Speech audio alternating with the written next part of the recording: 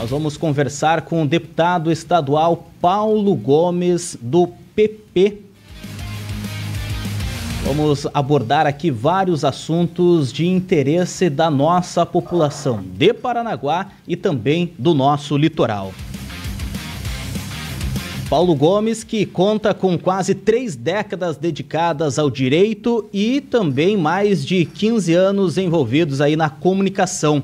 Aos 23 anos, assumiu uma vaga na Procuradoria do Estado mediante aprovação em concurso público. Já em 96, ele foi nomeado chefe da Procuradoria em Foz do Iguaçu. Como procurador, Paulo Gomes chamou a atenção da mídia nacional por denunciar casos graves de corrupção e injustiça. Por conta disso, ele foi convidado a participar de programas de televisão e rádio para orientar ouvintes e telespectadores a respeito de seus direitos. A partir daí, surgiu então o quadro de defesa do consumidor, que comanda até hoje ao lado do Cidade Alerta Paraná, na RIC TV Record. Quero dar o bom dia, então, para o deputado estadual Paulo Gomes. Estamos ao vivo aqui no Rede Notícias para a Ilha do Mel FM. Bom dia, deputado. Bom dia, Alex. É um prazer mais uma vez falar com você, com o Cadu, com os ouvintes aqui da Rádio Ilha do Mel.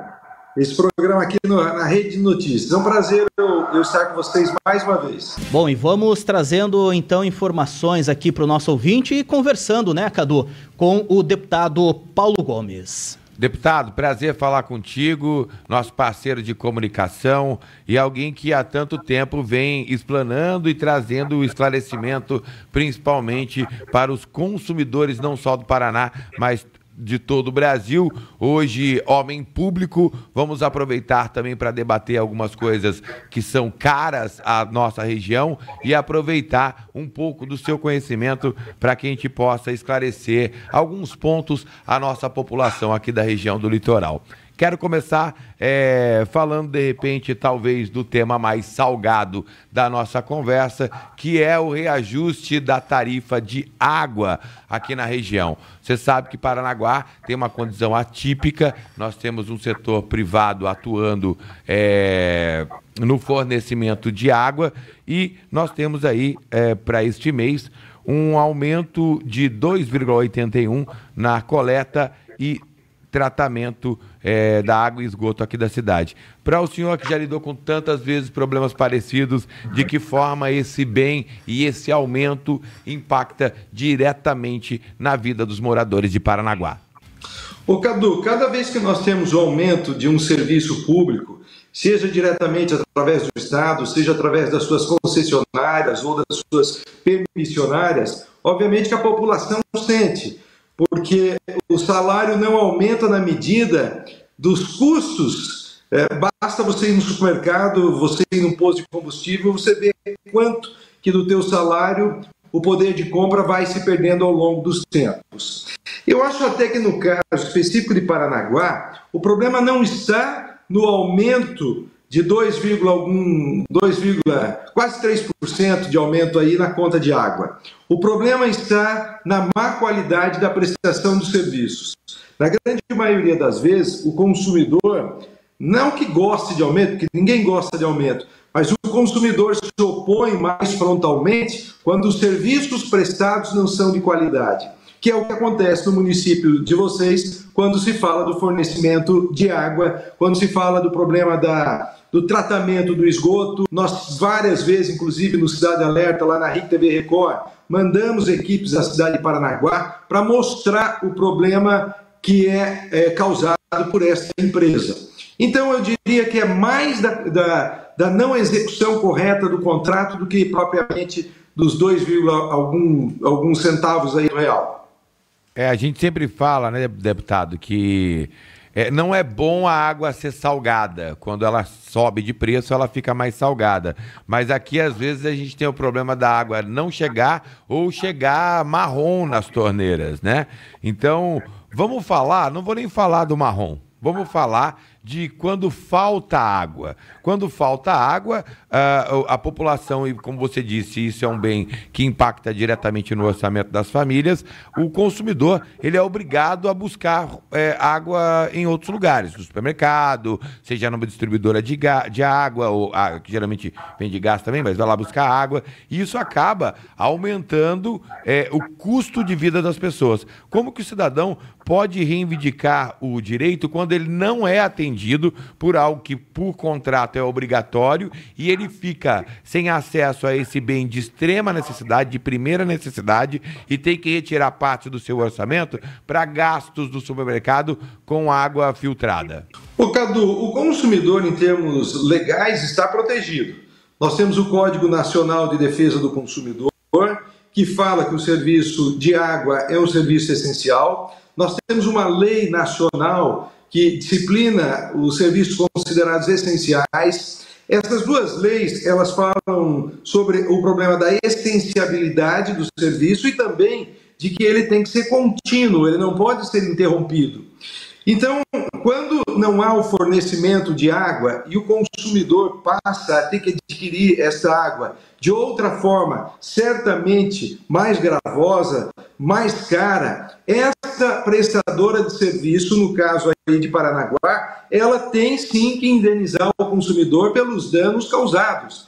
Se o consumidor segurar as notas fiscais, os documentos, porque precisa ter comprovação, e ele vier judicialmente a cobrar, ele vai ganhar com certeza absoluta. Nós só temos que entender que isso não se confunde com aqueles momentos em que aquela empresa que opera o sistema de fornecimento de água e tratamento de esgoto, ela faz aquelas paralisações periódicas para a manutenção de redes, porque isso é autorizado, inclusive, pelas agências reguladoras do setor. Mas quando isso ocorre, o consumidor previamente tem que ser informado. Olha, na quarta-feira, por exemplo, ou na segunda-feira, nós suspenderemos o fornecimento. E aí o que acontece? O consumidor, normalmente com água, ele vai ter a possibilidade de fazer esse controle e aí não ficar sem água. Agora, não estamos falando de não fornecimento por incompetência pura e simples do agente que está recebendo do poder, ou está recebendo diretamente da população, serviço não prestado. O que a gente orienta para o consumidor? Ele tem que denunciar, ele tem que registrar isso de alguma forma? Qual é o mecanismo? O principal mecanismo é você ter os documentos que comprovem o gasto que você teve.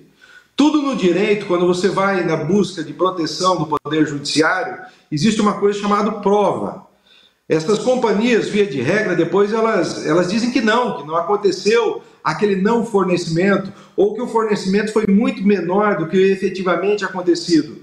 Então, se o consumidor fica sem água e ele se vê obrigado a ter que ir a supermercados para comprar essas águas que são envasadas e de uma forma muito mais caras, as águas minerais, compra-se esse produto, guarda-se as notas e eu sempre oriento 2 passos. Primeiro, fazer a protocolização, o pedido direto à companhia de água, para que faça a restituição. Em não acontecendo essa restituição, você procura o PROCON, porque o PROCON ele faz também a fiscalização de órgãos como este. E em terceiro lugar, aí sim você entra no Juizado Especial de Pequenas Causas. Quando você tem um comércio, aí a situação se torna talvez até mais grave, porque você imagina o seguinte, um hotel, um restaurante na cidade de Paranaguá ficar sem água. Como é que ela faz a sua atividade sem água?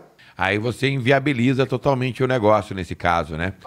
Deputado, para a gente fechar esse bloco, no próximo eu quero voltar falando com você sobre ônibus, o ônibus aqui da cidade, o tarifa zero, a gente vai debater sobre isso também, mas para a gente fechar o assunto sobre água. Eu entendo, e eu não sei se é a nomenclatura correta, até como a cobrança indébita, no caso da empresa que faz a água e esgoto aqui de Paranaguá, porque muitos locais da cidade não tem tratamento de esgoto, mas ainda assim paga 80% do valor da sua água em esgoto por um serviço que não é realizado. Deixa eu vou te responder primeiro com um exemplo. Eu tive um vazamento de água na minha casa e nós não conseguíamos localizar. Então a conta subia, era uma conta fora do comum e não conseguíamos localizar. Até que um dia, contratando uma empresa especializada, viu-se que o problema estava no jardim, próximo a uma árvore. Então rompeu algum cano ali. Aí depois eu pensei o seguinte, pera lá, quando o vazamento se dá na propriedade do consumidor, a responsabilidade pelo pagamento da água é do consumidor, porque aí não houve uma falha na prestação do serviço. Mas e o esgoto? Se eu tenho uma falha, uma água vazando no jardim, obviamente eu não tive o consumo de esgoto correspondente àquela água, certo? Aí eu questionei a Sanepar e a Sanepar não deu a mínima. Eu judicializei a questão e, respondendo agora diretamente a sua pergunta, como não houve a utilização da água, porque estava havendo vazamento no jardim, a utilização do esgoto, porque estava havendo vazamento da água no jardim, a Sanepar se viu obrigada a me devolver todos os valores cobrados de esgoto e de forma dobrada, porque toda vez que a cobrança é indevida, a devolução se dá de forma dobrada. Então, obviamente, que se na sua cidade, se em Paranaguá, nós não temos esgoto e a companhia de água aí do município, ela cobra o esgoto, obviamente que essa cobrança é indevida. Se o consumidor ingressar judicialmente, dizendo, olha, na minha casa não tem esgoto, não tem a rede coletora, obviamente que esta companhia vai ser obrigada a devolver todos os valores e ainda por cima de forma dobrada. Deputado, agora o assunto é transporte público coletivo, tarifa zero aqui na cidade de Paranaguá. O programa Tarifa Zero já tem um custo médio aqui na cidade de R$2 milhões por mês. E desde o seu início já foram pagos mais de R$52 milhões para financiar o programa. Considerando então que a frota de ônibus do programa Tarifa Zero precisa ser renovada, como que o cidadão então, deputado, ele pode se proteger uma vez que ele não está pagando por este serviço, sendo agora o Tarifa Zero aqui na cidade de Paranaguá? Ô Alex, eu vou dizer que eu discordo quando você diz que o cidadão não está pagando. Na verdade, o cidadão não está pagando diretamente, porque se o município está colocando dinheiro para subsidiar o Tarifa Zero, de forma indireta todo cidadão de Paranaguá está pagando, porque, afinal de contas, esse recurso sai dos cofres do município. Quando se tem, seja cobrança de tarifa ou subsídio por parte do município, todos os municípios têm as suas regras com relação à renovação de frota. E isso varia de local para local. Tem município que permite 5 anos, outros 10, até 20 anos que esses ônibus rodem. Às vezes tem as regras também no transporte intermunicipal, interestadual. Eu digo que nesse caso aí, a grande fiscalização, ela deve ocorrer através dos representantes dos consumidores, que são os vereadores. Porque o vereador tem um papel fundamental na elaboração de leis, mas também na fiscalização.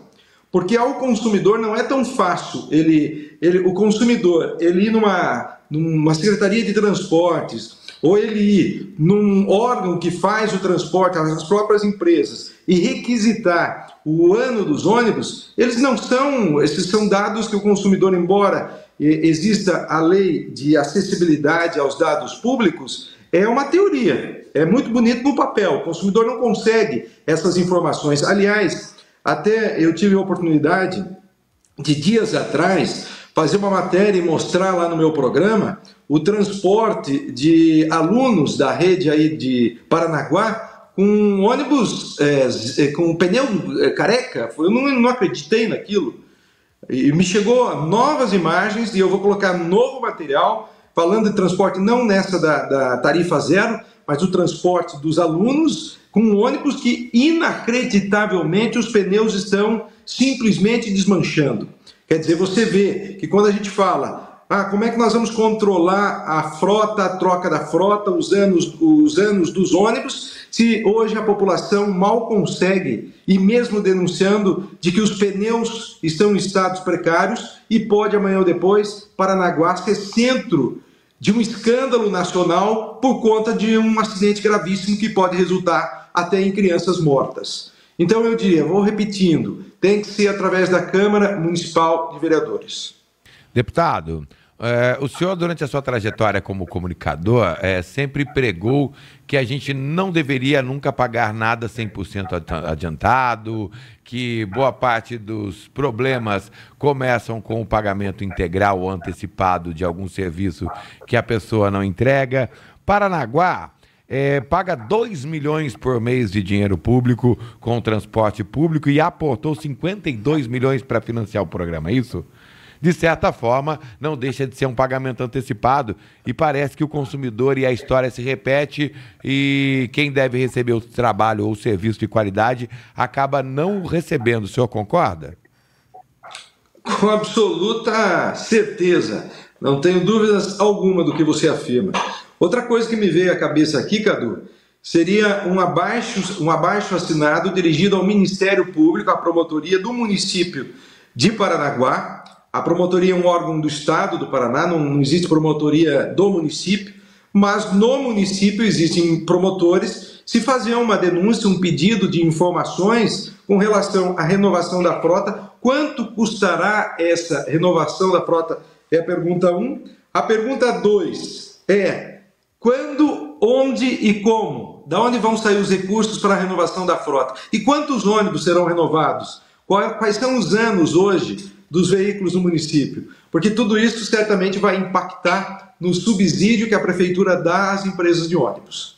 Já que é público e pago com dinheiro público, a informação também deve ser, né?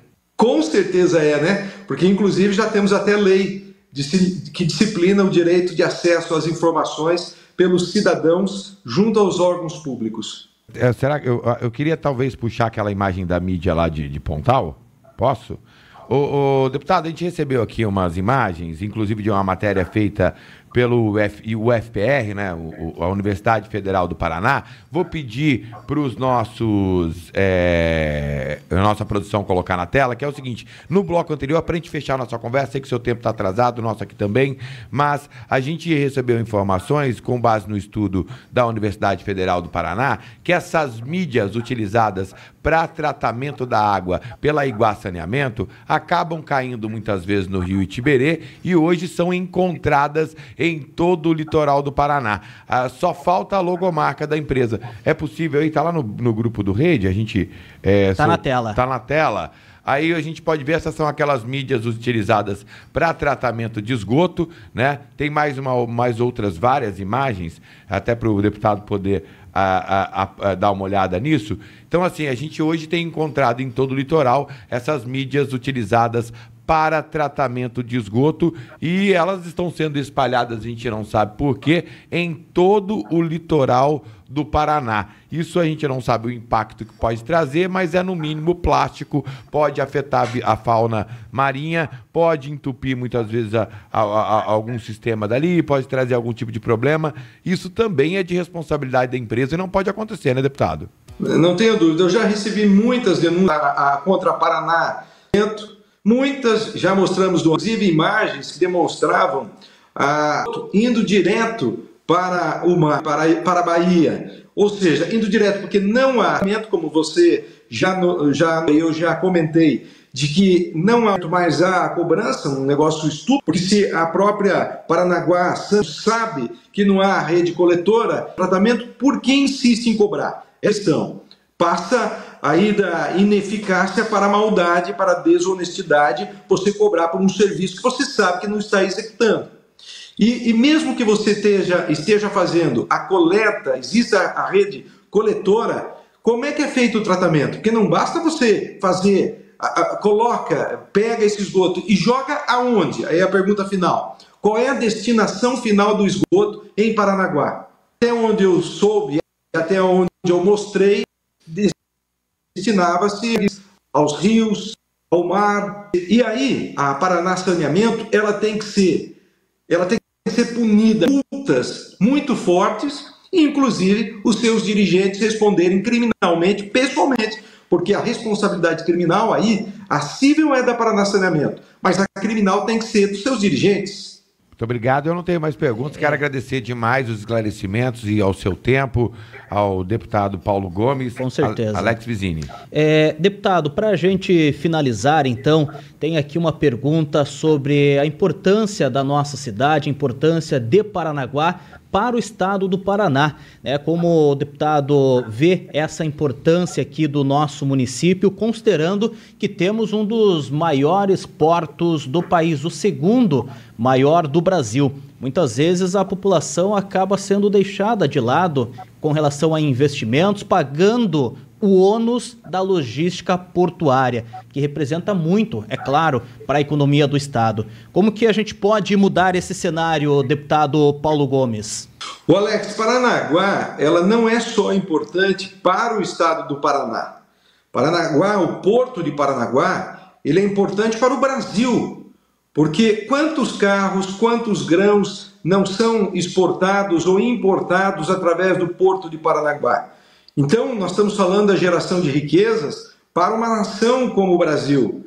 Retire ou feche o porto de Paranaguá, se vê o estrago que se faz na economia, volto a repetir, não só paranaense, na economia de um país. E sim, nós sabemos que Paranaguá, ela muitas vezes tem apenas o ônus dos gastos de infraestrutura no porto, e não só diretamente no porto, porque quando você tem um porto, você tem a questão ambiental, você tem o problema da acessibilidade, das estradas, das rodovias, e Paranaguá paga por isso. Quando você tem caminhões, e é importante, não estou aqui batendo em caminhoneiro, muito ao contrário disso, mas quando você tem uma frota muito intensa de caminhões rodando numa cidade como Paranaguá, você tem a destruição de pavimentação, você às vezes tem o problema da poluição. Então, e vou te dizer, como se resolve isso? Se resolve isso tendo Paranaguá um prefeito que tenha uma boa relação com o governo do estado, mas tenha planos de amplificação das potencialidades de Paranaguá. Deixa eu te perguntar, deixa eu fazer uma análise aqui com as pessoas que nos ouvem. Como é a rede hoteleira de Paranaguá? Como é o oferecimento do turismo de Paranaguá para o estado e para o Brasil?